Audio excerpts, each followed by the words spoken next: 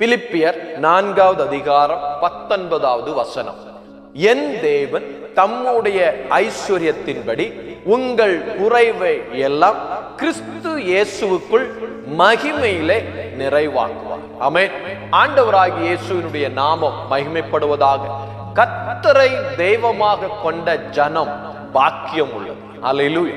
கர்த்தரை ஆராதிக்கிறவர்கள் ஆசீர்வதிக்கப்பட்டவர்கள், கர்த்தரை சேவிக்கிறவர்கள் செழிப்பாய் இருப்பார்கள். இந்த வசனத்தில் சொல்லப்படி என் தேவன் அவருடைய ஐஸ்வர்யத்தினால், அப்படின்னு சொன்னா வானமும் பூமியும் பூமியில் உள்ள எல்லாம் வெள்ளியும் பொன்னும் கர்த்தருடையது.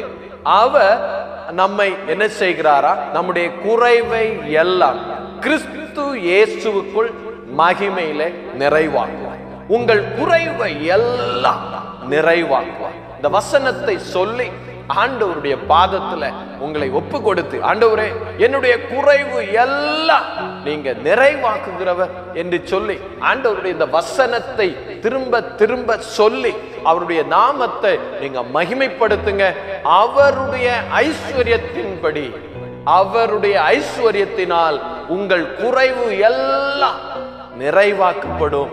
கர்த்தர் உங்களை ஆசீர்வதித்து வழி நடத்துவார், கூடவே இருப்பார். குறைவெல்லாம் நிறைவாக்கி உங்களை செழிப்பாய் மாற்றுவார். கர்த்தர் உங்களோடு கூட இருந்து ஆசீர்வதிப்பாராக. ஆமென்.